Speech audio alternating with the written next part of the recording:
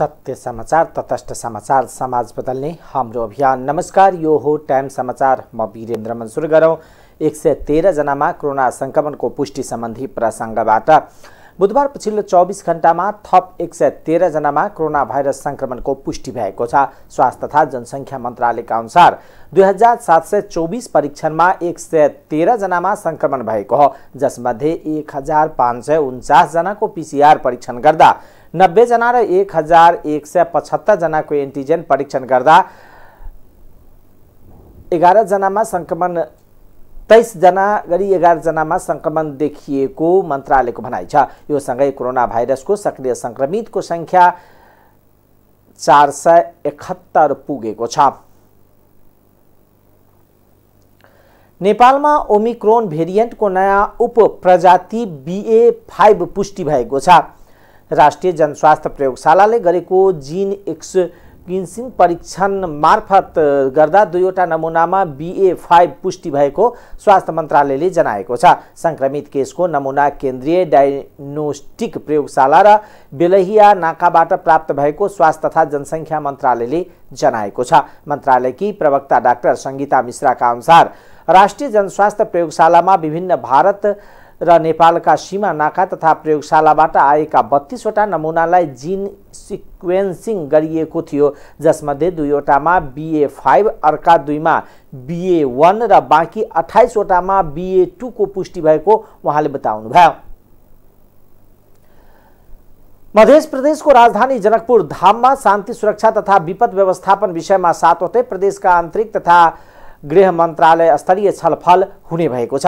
मध्य प्रदेशका गृह सञ्चार मन्त्रालयका आयोजनामा बिहिबार शान्ति सुरक्षा तथा विपद व्यवस्थापन सम्बन्धी अनुभव आदान प्रदान तथा छलफल हुन लागेको हो। छलफलमा 7वटै प्रदेशका आन्तरिक मामिला तथा गृहमन्त्री, सो मन्त्रालयका सचिवहरू, प्रदेशका मुख्य न्यायाधिवक्ताको सहभागी हुने गृह मन्त्रालयका सचिव रामकुमार महतोले जानकारी दिनुभयो। सो छलफलबाट एउटा साझा प्रतिबद्धता पत्र जनकपुर जारी गर्ने जनाइएको छ। छलफलमा सहभागी हुन 6 प्रदेशका आन्तरिक मामिला मन्त्री र सचिव मुख्य न्यायाधिवक्ता जनकपुर आउन लागेका छन्। धनुषाको बटेश्वर गाउँपालिकाले गाउँपालिका अन्तर्गतको कार्यालयहरूमा कार्यरत रहेका करार र दैनिक ज्यालादारीका कर्मचारीहरूलाई हाजिरी नगराउने भएको छ। गाउँपालिकाका अध्यक्ष रामशिष महतोले बुधबार एक सूचना जारी गर्दै आगामी आर्थिक वर्षदेखि करार र दैनिक ज्यालादारीका कर्मचारीको म्याद थप नहुन जनाएको छ। गाउँपालिकाको मंगलबारको निर्णय अनुसार गाउँपालिका तथा वाडा कार्यालय लगायतमा कार्यरत रहेका कर्मचारीको म्याद थप र हाजिरी नगराइने निर्णय भएको गाउँपालिकाका अध्यक्ष महतोले जानकारी दिनुभयो। प्रादेशिक अस्पताल जनकपुरमा चिकित्सकको लापरवाहीका घटना छानबिन हुने भएको छ। अस्पतालले बिरामीलाई चेक जाँच बिना पित्त थैलीको शल्यक्रिया गर्दा बिरामीको ज्यान नै जोखिममा परेको घटना समाचार मार्फत सार्वजनिक भएपछि यसलाई गम्भीर रूपमा लिएको छ। मंगलबार बसेको मध्य प्रदेशको बैठकमा विशेष समय लिएर प्रदेश सभा सदस्यहरू उपेन्द्र महतो, रानी शर्मा तिवारी, मनिष सुमनले आवाज उठाएपछि सभामुखले छानबिन गर्न निर्देशन दिनुभएको छ। सभामुख सरोज कुमार यादवले महिला बाल बालिका तथा सामाजिक न्याय समितिलाई छानबिन गरी 15 दिनभित्र प्रतिवेदन बुझाउन निर्देशन दिएका छन्। समितिका सभापति जैनुल रायनले बुधबार समितिको बैठक डाकेको र आवश्यक निर्णय बैठकबाट लिने जानकारी दिनुभयो। छानबिनमा खटिएका बिरामीको अवस्था बुझ्नेदेखि लिएर चिकित्सकको लापरवाहीलाई मिहिन ढंगले छानबिन गरी 15 दिनभित्र प्रतिवेदन बुझाउने तयारी थालेको उहाँले बताउनुभयो। उहाँको उपचारले काठमाडौँ स्थित मेडिसिटी अस्पतालमा भइरहेको छ। गत असार 13 गते प्रादेशिक अस्पतालमा बिना चेक जाँच नै अपरेसन गरेपछि उनको अवस्था गम्भीर बनेको थियो। त्यसपछि असार 16 गते उनलाई थप उपचारका लागि हेलिकप्टरबाट काठमाडौँ लगिएको थियो। 28 फागुन 2078 मा नै बिरामीले अल्ट्रासाउन्डमा गराएको रिपोर्टको आधारमा नै डाक्टर अमरेश कर्णले भर्ना गरी डाक्टर राजेश शाह र डाक्टर अश्वनी यादवले शल्यक्रिया गरेका थिए। शल्यक्रिया पश्चात अवस्थामा गम्भीर भएर चेक जाँच गर्दा 4 महिनाको गर्भवती भएको जानकारी प्राप्त भएको थियो। यता शल्यक्रियामा संलग्न चिकित्सकले आफ्नो कुनै गल्ती नरहेको भन्दै कानुनी डण्डाबाट उम्किन खोजिरहेका छन्। पीडित परिवारले उपचारमा लापरवाही गर्ने संलग्न चिकित्सकहरूलाई कडा कारबाहीका साथै क्षतिपूर्तिको माग गरेका छन्। सर्लाहीमा पानीमा डुबेर 2 वर्षीय बालिकाको ज्यान गएको छ। मृत्यु हुनेमा हरिवन नगरपालिका 2 की अनुषा महतो छिन्। घरमै खेल्ने क्रममा घरको आँगनमा राखिएको पानीको ड्रममा डुबेर महतो बालिका बेहोस भएकी थिइन्। नमुना अस्पताल हरिवनमा उपचारको क्रममा बालिकाको मृत्यु भएको सर्लाहीका प्रहरी नायब उपरीक्षक माधव प्रसाद बुढाथोकीले जानकारी दिनुभयो। लागु औषध गाजा सहित पर्साबाट 2 जना पक्राउ परेका छन्। पक्राउ पर्नेमा भारतको उत्तर प्रदेश मऊ कमल सागर गोपालपुर निस्कीका 30 वर्षीय रवि कान भारती र भारत बिहार जिल्ला बेतिया पश्चिम चम्पारण डाकघर तेलुवा 10 का 28 वर्षीय सुनील भारती रहेको जिल्ला प्रहरी कार्यालय पर्साले जनाएको छ। मंगलबार राति 10 बजे वीरगञ्ज महानगरपालिका 28 बगहीका को बाटो हुँदै लागु औषध ओसार पसार भइरहेको सूचनाको आधारमा प्रदेश प्रहरी कार्यालय जनकपुर र जिल्ला प्रहरी कार्यालय खटेको टोलीले वीरगञ्ज 28 बगही गेट नजिकबाट 2 जनालाई 90 केजी गाजा सहित पक्राउ गरिएको छ। भारतीय नम्बर प्लेटको कारलाई चेक जाँच गर्दा गाजा बरामद गरिएको हो। यस सम्बन्धमा थप अनुसन्धान भइरहेको जिल्ला प्रहरी कार्यालय पर्साले जनाएको छ। सरकारले आउँदो आइतबार देशभर सार्वजनिक बिदा दिने निर्णय गरेको छ। 26 गते आइतबार इस्लाम धर्मावलम्बीहरूको पर्व बकर ईद उल अजहाको दिन सार्वजनिक बिदा दिने निर्णय भएको गृह मन्त्रालयले जनाएको छ। यो वर्षमा हरेक वर्ष बिदा दिँदै आएको र यो वर्ष पनि मुस्लिम आयोगको अनुरोध अनुसार बिदा दिएको गृह मन्त्रालयका प्रवक्ता फणेन्द्र मणि पोखरेलले जानकारी दिनुभयो। ऊर्जा जलस्रोत तथा सिंचाई मन्त्री पम्फा भूषालसँग नेपालका लागि भारतीय नवनियुक्त राजदूत नवीन श्रीवास्तवले शिष्टाचार भेटवार्ता गर्नुभएको छ। मन्त्रालयमा बुधबार भएको भेटवार्तामा उहाँहरू बीच नेपाल र भारत बीचको आपसी सम्बन्ध र सहयोगको विषयमा छलफल भएको छ। भेटमा ऊर्जा मन्त्री भूषालले नेपाल भारतको सम्बन्ध मित्रता, समानता, सहयोग र पारस्परिक सम्मानका साथ अगाडि बढेको स्मरण गर्दै आउँदा दिनमा 2 देशको मैत्रीपूर्ण सम्बन्ध अझ प्रगाढ हुने विश्वास व्यक्त गर्नुभयो। उहाँले पछिल्लो समय नेपाल भारत बीच ऊर्जा क्षेत्रमा महत्त्वपूर्ण सहकार्य भएको उल्लेख गर्दै आउँदा दिनमा अझ विस्तार हुने आशा गर्नुभयो। मन्त्री भूषालले नेपाल भारत बीच अहिले हुँदै आएको ऊर्जा व्यापार सकारात्मक रहेको र हामीसँग भएको स्वच्छ ऊर्जा भारतलाई आवश्यक रहेको बताउनुभयो। त्यसैले आउँदो दिनमा दीर्घकालीन बिजुली व्यापार सम्झौता गरी अगाडि बढ्न नेपाल इच्छुक रहेको समेत बताउनुभयो। यहाँको कार्यकालमा बिजुली व्यापारको महत्त्वपूर्ण सफलता प्राप्त हुने मैले विश्वास लिएको छु। उहाँले पञ्चेश्वर जलविद्युत परियोजनालाई अगाडि बढाउनको साथै बाढीबाट हुने क्षतिको विषयमा 2 देश बीचको समझदारीलाई सक्रियताका साथ कार्यान्वयन गर्नुपर्नेमा जोड दिनुभयो। अर्थमन्त्री जनार्दन शर्माले पदबाट राजीनामा दिनुभएको छ। बुधबार प्रतिनिधि सभाको बैठकमा बोल्दै अर्थमन्त्री शर्माले संसदीय छानबिन समितिलाई छानबिन सहयोगका लागि मार्ग प्रशस्त गरेको बताउनुभयो। राजीनामा माग्न नागरिक समाज नागरिक अगुवा र सम्पूर्ण नागरिकहरूको सम्मानको खातिर आफूले राजीनामा गरेको उहाँले बताउनुभयो। अर्थमन्त्री शर्माले सीसीटीभी डिलिट गरेको भनेर भ्रम फैलाइएको भन्दै आफूले कुनै पनि सीसीटीभी फुटेज डिलिट नगरेको बताउनुभयो। आफूले सीसीटीभी फुटेज डिलिट नगरेको र बजेट निर्माणको क्रममा कुनै पनि अनाधिकृत व्यक्तिलाई पस्न नदिएको जिकिर गर्नुभयो। बजेटले देशको आर्थिक अवस्थामा सुधार गर्ने उहाँको दाबी छ। अर्थ मन्त्रालयले केही दिन अघि मात्र सीसीटीभी फुटेज 13 दिन मात्र रहने बताउँदै जेठ 14 गते फुटेज नभएको जनाएको थियो। अर्थमन्त्री शर्माले संसदीय छानबिन समिति गठन भएको प्रति आफू सकारात्मक भएको भन्दै एउटा मात्र नभएर आफू हजारौं छानबिन समितिको सामना गर्न तयार रहेको बताउनुभयो। उहाँले पटक पटक आफूले गल्ती नगरेको दोहोर्याउनुभयो। छानबिन समितिलाई आफू पूर्ण सहयोग गर्ने उहाँले प्रतिबद्धता जनाउनुभयो। यो सरकारले त्यही गरेको, सरकारको नीति कार्यक्रम र अहिले बजेटले गरेको कुरा त्यही छ। त्यसकारणले त्यो कुरा म स्पष्ट गर्न चाहन्छु। म धेरै लामो कुरा राख्न चाहन्न। म एउटा राजनैतिक व्यक्ति हुँ।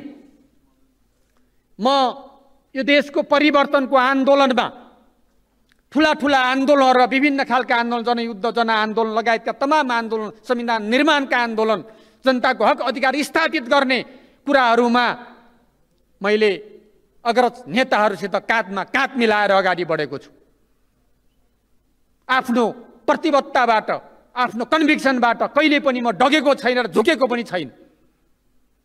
बजेट निर्माणको सन्दर्भमा मैले आफ्नो मूल्य मान्यता, मेरो नैतिकता, मेरो राष्ट्रप्रतिको, जनताप्रतिको इमान्दारितालाई मैले कतै पनि डगमगिन दिएको छैन र दिँदैन, भोलि पनि दिँदैन। म हजारौं छानबिनको लागि तयार छु। एउटा छानबिन हैन, हजारौं छानबिनको लागि म तयार छु। है, छानबिन गरियोस्। एउटा संसदीय छानबिन मात्रै होइन, सबै छानबिनको लागि म तयार छु। त्यसकारणले एउटा राजनीतिक व्यक्ति भएको नाताले हिजो यस्ता प्रचलनहरू, यस्ता विषयहरू नउठेका होइनन्। छानबिन समिति नबनेको होइन, छानबिन समिति बनेका विभिन्न अनुभवहरू छन्, विभिन्न पक्षहरू छन्। आज आम नागरिकले विषय उठाएको कारण, नागरिक समाजले विषय उठाएको कारण, आम नागरिकलाई एउटा भ्रम सिर्जना भएको कारण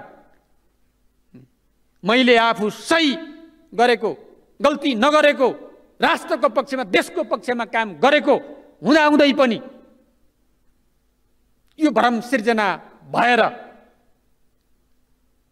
जुन समस्या मैले देखिरहेको छु त्यसलाई सत्य तथ्यले नै स्पष्ट गर्नेछ भन्ने कुरा म यहाँ राख्न चाहन्छु।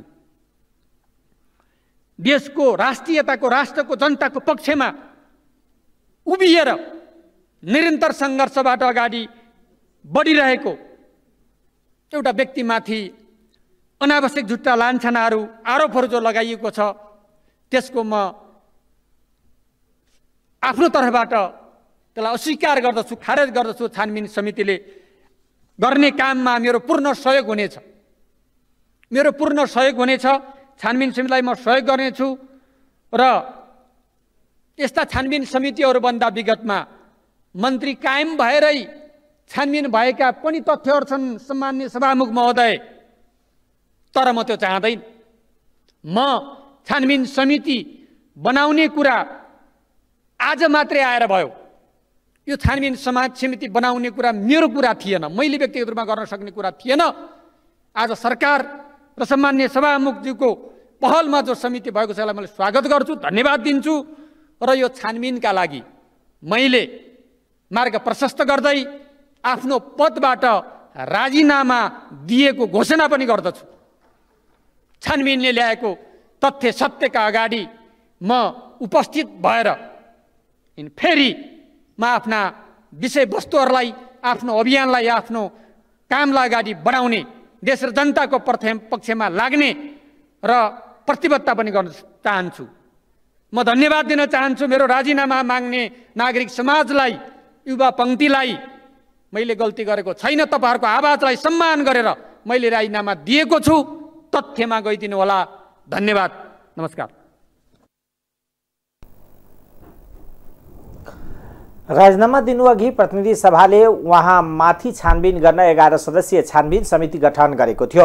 उक्त समितिलाई काम सुरु गरेको 10 दिनभित्र प्रतिवेदन बुझाउन सभामुख अग्निप्रसाद सापकोटाले निर्देशन दिनुभएको थियो। समितिमा सांसदहरू खगराज अधिकारी, देवप्रसाद गुरुङ, पुष्पा भूषाल गौतम, सुरेन्द्र यादव, प्रदीप कुमार गेवाली, भानुभक्त ढकाल, बिमला विक्क, लक्ष्मणलाल कर्ण, शक्तिबहादुर बस्नेत, सरला कुमारी यादव, सीताराम महतो रहेका छन्। सभापति आफै चयन गर्न समितिलाई जिम्मा दिएको छ भने समितिले आवश्यक देखेमा अन्य व्यक्तिले पनि छानबिनमा सहयोग पुर्याउन सक्ने सभामुख अग्निप्रसाद सापकोटाले बताउनुभयो।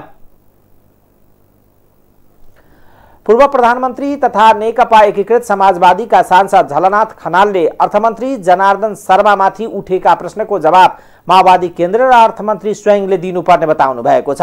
बुधबार नयाँ बानेश्वर स्थित संसद भवनमा सञ्चारकर्मीलाई संक्षिप्त प्रतिक्रिया दिँदै पूर्व प्रधानमन्त्री खनालले अर्थमन्त्री जनार्दन शर्मा माथि उठेका प्रश्नहरूको जवाब सम्बन्धित पार्टी नेकपा माओवादी केन्द्र र अर्थमन्त्री आफैले दिनुपर्ने बताउनुभयो। खनालले अर्थमन्त्रीमाथि उठेका सवालहरूको हेलचक्र्याइ गर्न नहुने बताउनुभयो। उहाँले अर्थमन्त्री जनार्दन शर्माले बजेट निर्माणका क्रममा असम्बन्धित व्यक्तिलाई समावेश गराएको हो भने गम्भीर घटना भएको र त्यसको छानबिन गरी सत्य तथ्य बाहिर ल्याउनु पर्ने बताउनुभयो।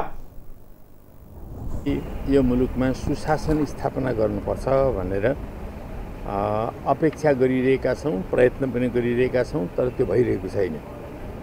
र अहिलेको अवस्थामा जे हिसाबले जुन धरातलबाट यो प्रश्न उठेको छ यसको जवाब सम्बन्धित पार्टीले अविलम्ब दिनुपर्छ, सम्बन्धित व्यक्तिले पनि दिनुपर्छ। यस्ता सवालहरूमा हामीले हेलचक्राइ गर्नु हुँदैन, लिपापोती पनि गर्नु हुँदैन। मुलुकमा सबै कुरा पारदर्शी हुनुपर्छ भनेर हामी संविधान लेख्ने अनि काममा त्यो नगर्ने खालको कुराहरू हुनु हुँदैन। सबै कुरा पारदर्शी हुनुपर्छ र कहीँ गल्ती कमजोरी केही पनि भएको छ भने सम्बन्धित व्यक्तिले जिम्मेवारी लिनुपर्छ। भनेको के अर्थमन्त्रीले राजीनामा दिनुपर्छ भन्ने हो? अब घटनाक्रम जे भएको छ त्यो घटनाक्रमको राम्रो ढङ्गले छानबिन र त्यसका तथ्यहरू बाहिर आउनु पर्यो। त्यो तथ्यहरू अहिले जसरी प्रचार भइरहेछ त्यो प्रचार भएको कुरा सही हो भने स्वाभाविक हो। म त्यो यसलाई अत्यन्त गम्भीर घटनाको रूपमा लिन्छु। एकदमै गम्भीर घटना हो र यो घटना कति सही हो, सत्य कति हो, यो चाहिँ राम्ररी छानबिन गरेर बाहिर ल्याइनुपर्छ र यस्ता खालका घटनाहरू घट्न थाले भने मुलुक मात्र होइन धेरै कुराहरूमा गम्भीर प्रश्नहरू हुन्छ। बाहिर आएका कुरा सत्य हो भने अर्थमन्त्रीको राजीनामा स्वाभाविक भएको उहाँको भनाइ छ। उहाँले अर्थमन्त्री शर्मामाथि आरोपको विषयमा गठबन्धनमा छलफल योग्य विषय भए पनि हालसम्म गठबन्धनमा छलफल नभएको बताउनुभयो। नेकपा माओवादी केन्द्रको पदाधिकारी चयनको जिम्मा अध्यक्ष पुष्पकमल दाहाल प्रचण्डलाई दिएको छ। यद्यपि चयन सहमतिमा गरिने माओवादी केन्द्रका नेताहरूले बताउनु भएको छ। मंगलबार खोमलटारमा बसेको पूर्व थाई समितिको बैठकले सहमतिका आधारमा पदाधिकारी चयन गर्ने सहमति गरेको थियो। मंगलबार बस्नुपर्ने केन्द्रीय समितिको बैठक त्यसैका लागि स्थगित गरिएको थियो। बुधबार 1 बजे सुरु हुने केन्द्रीय समितिको बैठकमा अध्यक्षले पदाधिकारी पोलिट ब्युरो थाई समिति सदस्यको नामावली प्रस्ताव गर्नुहुने बैठकमा अध्यक्ष प्रचण्डले पदाधिकारी र थाई र पोलिट ब्युरो सदस्य चयनका विषयमा नेताहरूसँग धारणा माग्नु भएको थियो। सहभागी नेताहरू आफ्नो दाबीसहित धारणा राखेको पूर्व थाई समिति सदस्य रामनारायण बिरारीले जानकारी दिनुभयो। साथै मंगलबार दिनभर पदाधिकारी थाई समिति र पोलिट ब्युरो सदस्य चयन गर्ने अन्तिम गृह कार्य भएको उहाँको भनाइ छ। पदाधिकारीमा दाबी गर्ने संख्या धेरै भए पनि चुनावमा जानुपर्ने माग उठेपछि नेतृत्वले सहमतिमा पदाधिकारी चयन गर्ने जानकारी दिनुभयो। उहाँले थाई कमिटी पोलिट ब्युरो सदस्य चयन हुने बताउनुभयो। केही आन्तरिक कामहरू पनि बाँकी नै थिए, तर त्यसको अलावा राष्ट्रिय मुद्दा एउटा आयो। अर्थ मन्त्रालयको बारेमा जुन कुरा उठिराखेको छ त्यसबारेमा आज प्रतिनिधि सभामा अलि छलफल राम्रै हुने, व्यापक रूपमा हुने कुरा उठ्यो। केही हाम्रा शीर्ष नेताहरू सहितका माननीय सदस्यहरू, केन्द्रीय सदस्य रहेकाहरू पनि त्यहाँ जानुपर्ने हो। त्यो विषयलाई टुङ्गो लाउनु पर्ने हो। त्यसमा छानबिन गर्ने कि नगर्ने, छानबिन समिति बनाउनु पर्ने कि नपर्ने, यसबारेमा विस्तृत र व्यापक रूपमा प्रतिपक्षी दलहरूसँग पनि कुराकानी गर्नुपर्ने हो। त्यस कारणले आजलाई बैठक स्थगित गरेको छ। भोलि 11 बजे बैठक हुन्छ। वरिष्ठ उपाध्यक्षमा नारायण काजी श्रेष्ठ, कृष्णबहादुर महरा र मातृका यादवले बैठकमै दाबी गर्नुभएको छ। जनार्दन शर्मा, वर्षमान पुनले महासचिवमा दाबी गर्नुभएको छ। माओवादीमा 1 वरिष्ठ सहित 6 उपाध्यक्ष, 1 महासचिव, 2 उपमहासचिव, 3 सचिव र कोषाध्यक्ष गरी 15 जनाको पदाधिकारी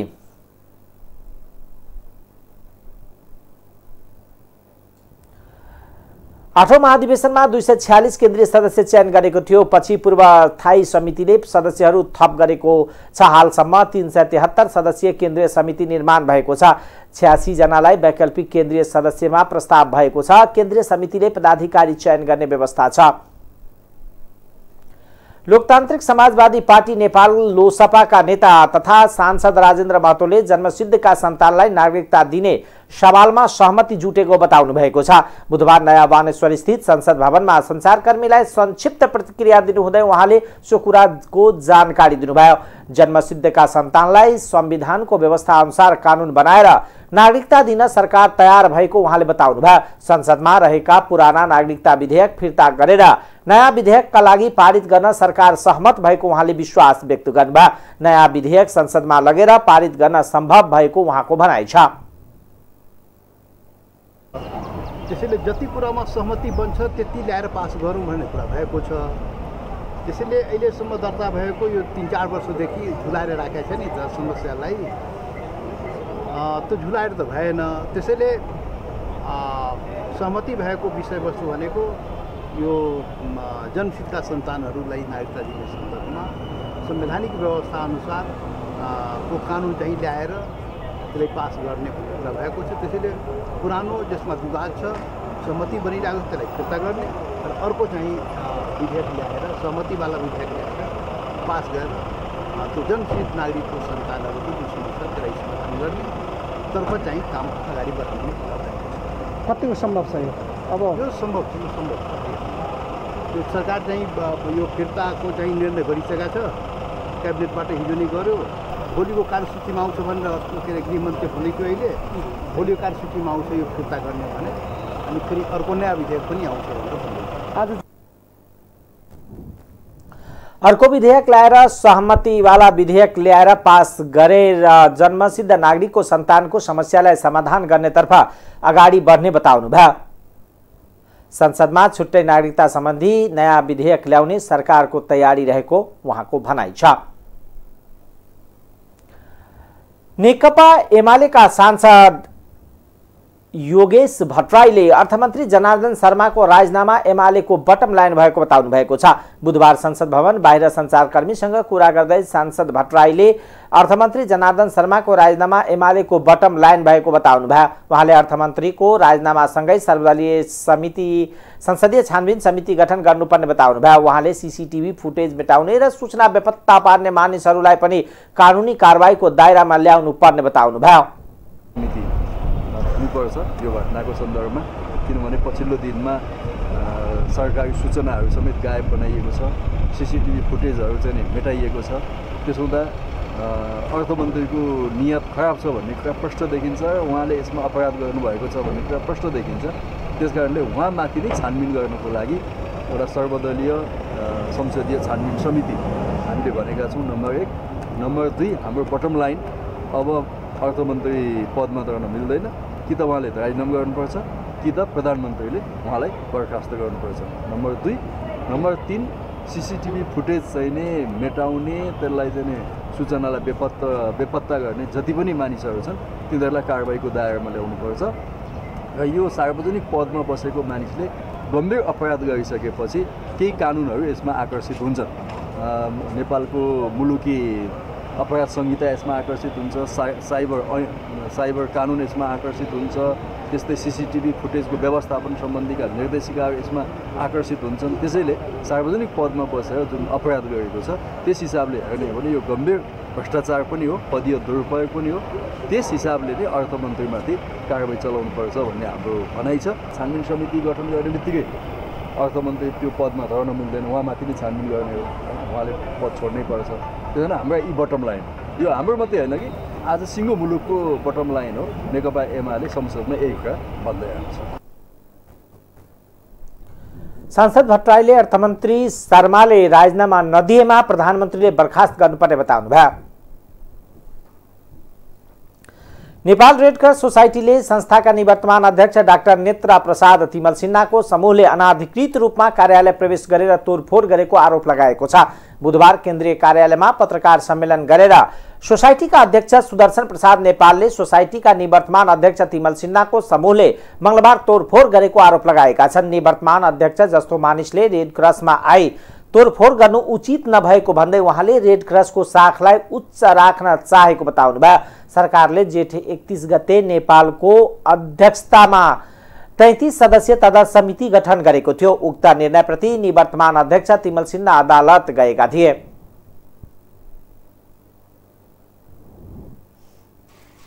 निर्वाचित कार्य समितिले धरानमा महाधिवेशन गर्न लाग्दाखेरिको अवस्थामा जुन सरकारबाट हस्तक्षेप भयो त्यही अवस्था परिस्थितिदेखि आजको अवस्थासम्म त्यो चलिआएको छ र त्यो बेलामा पनि हामीले प्रशासनिक एउटा पत्रबाट हामीले त्यो स्थगन गरेका थियौँ भने अहिले त्यसपछि हाम्रो म्याद सकिएपछि अर्थात् त्यो निर्वाचित कार्य समितिको म्याद सकिएपछि फेरि पुनः नेपाल सरकारले त्यो एउटा विशेष परिस्थितिमा त्यो निर्वाचित कार्य समिति नहुँदा समाज कल्याण ऐनको दफा 20 लाई टेकेर कमिटी गठन गर्ने जुन एउटा नीति लिएको थियो या भनौँ त्यो विधानमा ऐनमा उल्लेखित छ त्यसै अनुरूप यो चाहिँ नि गठन भएर गयो र त्यसतिखेर नेत्र तिमल सिन्हा डाक्टर नेत्र तिमल सिन्हाको नेतृत्वमा 31 31 सदस्य समिति गठन भएको थियो र त्यसपछि उहाँहरूलाई 3 महिनाको समय प्रदान गरिएको थियो। यो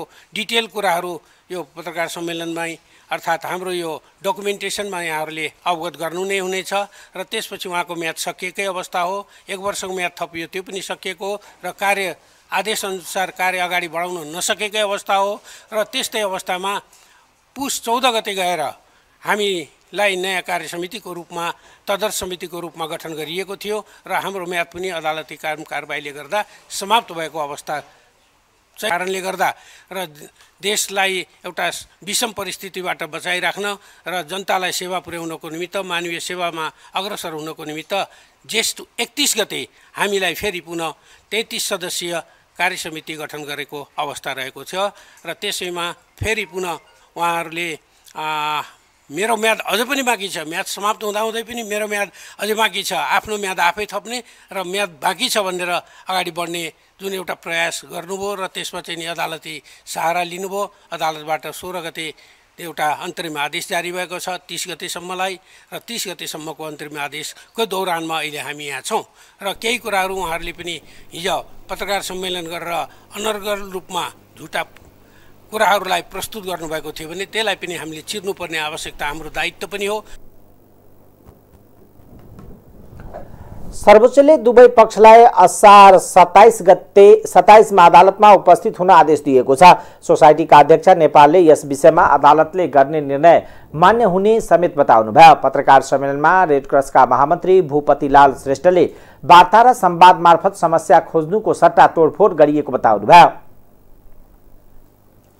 नेकपा माओवादी केन्द्रका नेता वर्षमान पुनले संसदीय छानबिन समितिबाट आरोप पुष्टि नभए जनार्दन शर्मा नै अर्थमन्त्री बन्ने बताउनु भएको छ। अहिले छानबिनका लागि मार्ग प्रशस्त मात्र गरेको भन्दै उहाँले आरोप पुष्टि नभए शर्मा नै अर्थमन्त्री बन्नुपर्ने बताउनुभयो। संसद भवनमा सञ्चारकर्मीसँग कुरा गर्दै उहाँले छानबिन नसकिएसम्म माओवादीले अर्थमन्त्रीमा कसैलाई नपठाउने बताउनुभयो। अर्थमन्त्रीले राजीनामा दिएर शर्माले उच्च राजनीति नैतिकता देखाएको पनि भनाइ थियो।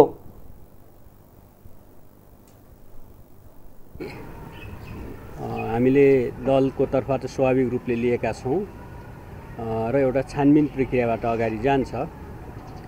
तर चाहिँ अर्थमन्त्रीजीले नैतिकताको आधारमा उहाँले राजीनामा दिनुभएको छ। पार्टीले पनि राजीनामा दिन राम्रो हुन्छ भन्ने सुझाव दिएको हो। यद्यपि उहाँले राजीनामा दिन अनिवार्य थिएन। विगतमा विष्णु पौडेलजी को बारेमा विषय उठेपछि बजेटको बारेमा विषय उठेर संसदीय समिति बन्यो तर उहाँले राजीनामा दिनु भएन। त्यसैगरी दिवंगत भरतमोहन अधिकारीको बजेट लिक भयो भनेर संसदमा आवाज उठ्यो, समिति बन्यो। त्यो समितिले काम गर्यो, धेरै विषयहरू सुझाव पनि गर्यो तर उहाँले राजीनामा दिनु परेन संसदीय समिति गठनपछि। अर्थमन्त्रीजीले उच्च नैतिकता देखाउनु भएको छ, म समितिलाई सहयोग गर्छु भन्नुभएको छ, त्यो स्वागतयोग्य कुरो होइन। यसमा पार्टीको तर्फबाट या दलको तर्फबाट 2 जना प्रतिनिधि नै हुनुहुन्छ, अरू दलहरूबाट पनि छ। उहाँहरूले दल विशेषको भन्दा पनि सत्य तथ्य उहाँहरूले ल्याउनु हुनेछ। यसमा कसैलाई निशाना गरेर, जसरी प्रमुख प्रतिपक्षी दलको मान्यहरूले बोल्नुभयो, निशाना गरेरै कि यो पुष्टि भइसकेको कुरो हो, उहाँलाई सजाय गर्नको लागि, छानबिन गर्नको लागि यो समिति हो अथवा के अरे सिफारिस गर्नको लागि भन्ने जस्तो गर्नुभयो, त्यो कुरोमा सत्यता छैन। पहिले नै पूर्वाग्रह राखेर छानबिन सुरुवात गर्ने भनेको त्यो पूर्वाग्रह सोच हो, त्यो राजनीतिक उद्देश्य त्यसमा देखिन्छ। त्यसरी यो समितिले काम गर्नु हुँदैन। निष्पक्ष ढङ्गले, स्वतन्त्र ढङ्गले, संसदको उच्च मर्यादा राख्ने ढङ्गले काम गर्नुपर्छ। अर्थ मन्त्रालय माओवादीकै हातमा छ, अब कसले पठाउनुहुन्छ त्यसमा? होइन, अहिले छानबिनको लागि उहाँले मार्ग प्रशस्त गर्नुभएको हो। यस्तै डाक्टर रामशरण महतको बारेमा कुरो उठ्दा उहाँले नैतिकता आधार राजीनामा दिनुभयो। पछि त्यो कुरो ठहर नभएपछि उहाँ नै अर्थमन्त्री हुनुभयो। अहिले पनि उहाँले नैतिकताको रूपमा उहाँले राजीनामा दिनुभयो, राम्रो कुरा हो। छानबिन हुन्छ, उहाँ निर्दोष छु भन्नुभएको छ, उहाँ निर्दोष हो भने उहाँ नै अर्थमन्त्री हुनुहुन्छ, अर्को कोही मान्छे अहिले पठाउँदैन।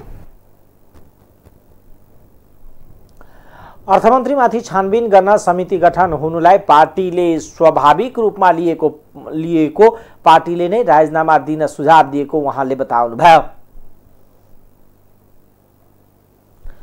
अर्थमन्त्री जनार्दन शर्माको राजीनामा माग्दै युथ कांग्रेसका युवाहरूले प्रदर्शन गरेका छन्। सिंहदरबार अघि अर्थमन्त्री राजीनामा दे भन्दै प्रदर्शन गरिएको थियो।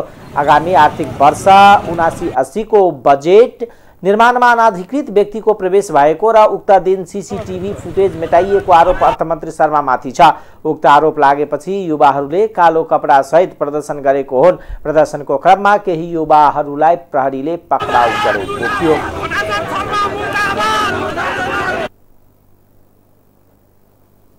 अब आर्थिक समाचार।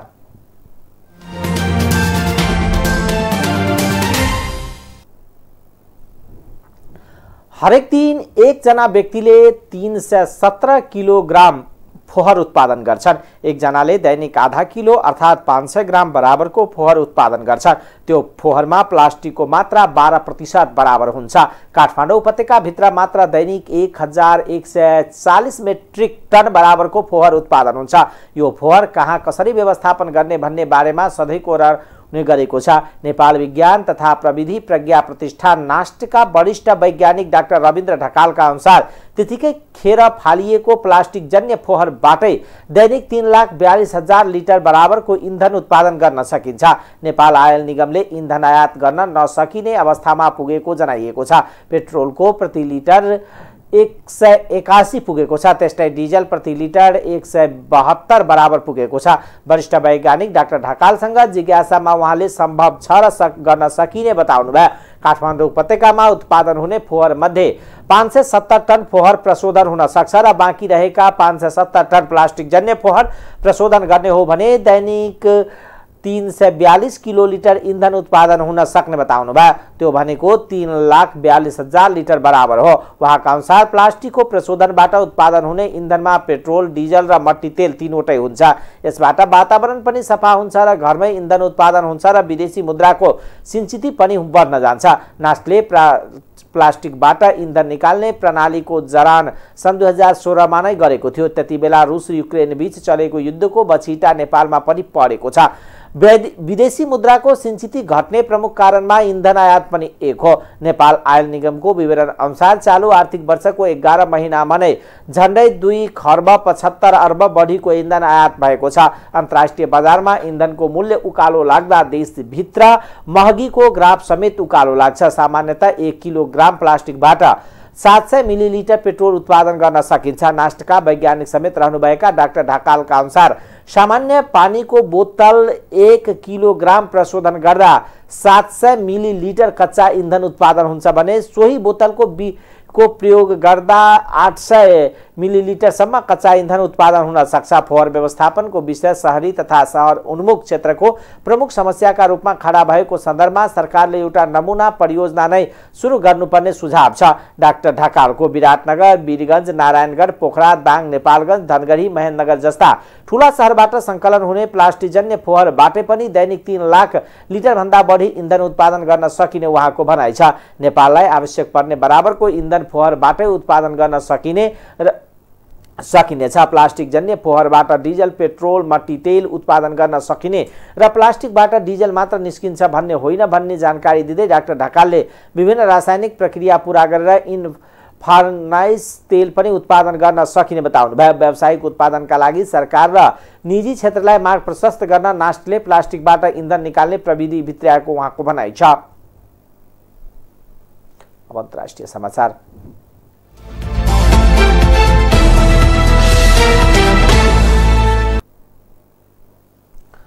रुसी राष्ट्रपति व्लादिमिर पुतिनले युक्रेनमा आक्रमण जारी राख्न रक्षा मन्त्री सर्गेई शोइगुलाई आदेश दिनुभएको छ। रुसले युक्रेनको लिसिचान्स्क सहर कब्जा गरे लगत्तै पुतिनले आक्रमणलाई निरन्तरता दिन आदेश दिनुभएको हो। तर युक्रेनले रुसी सैनिकलाई पश्चिमातर्फ थप अघि बढ्न नदिनका लागि आफ्नो फौजलाई सुदृढ पारिरहेको दाबी गरेको छ।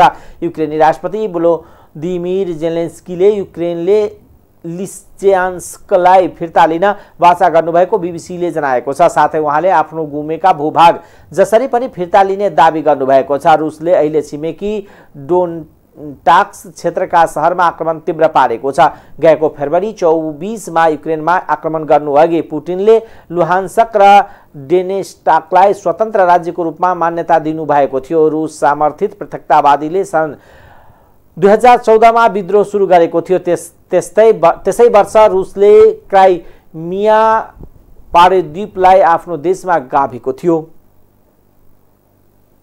विदेशमा शरण खोज्ने चिनिया नागरिकको संख्या बढ्दै गएको छ। पछिल्लो केही वर्षदेखि चीनबाट शरण खोज्नेहरूको संख्या बढ्दै गएको गैर सरकारी संस्था सेफगार्ड डिफेन्सका विश्लेषण सहितको प्रकाशन गरेको तथ्याङ्कले उल्लेख छ। कोरोना महामारी विरुद्ध चीनको शून्य नीति तथा अन्य प्रतिबन्धका बावजुद शरण खोज्नेहरूको संख्यामा उल्लेख्य वृद्धि भएको प्रतिवेदनमा उल्लेख छ। सन् 2012 यता झन्डै 7,30,000 चिनिया नागरिकले विदेशमा शरण मागेको प्रतिवेदनमा उल्लेख गरिएको समाचार संस्था एएनआईले जनाएको छ। शरण माग्न ती नागरिक मध्ये 1,70,000 भन्दा धेरैले चीन बाहिर शरणार्थीका रूपमा जीवनयापन गरिरहेका छन्। विदेशमा शरण खोज्ने चिनियाका लागि अमेरिकी पहिलो रोजाइमा परेको छ। सन् 2021 मा अमेरिकाले 88,722 चिनिया नागरिकको आवेदन स्वीकार गरेको छ। त्यस्तै अस्ट्रेलियाले 15,774 शरणार्थीलाई लिएको सेफगार्ड डिफेन्सका संस्थाका प्रतिवेदनमा उल्लेख छ। क्यानाडा, ब्राजिल, दक्षिण कोरिया र बेलायतमा पनि शरण लिने आवेदन दिनेहरू रहेका छन्। अब खेलकुद समाचार।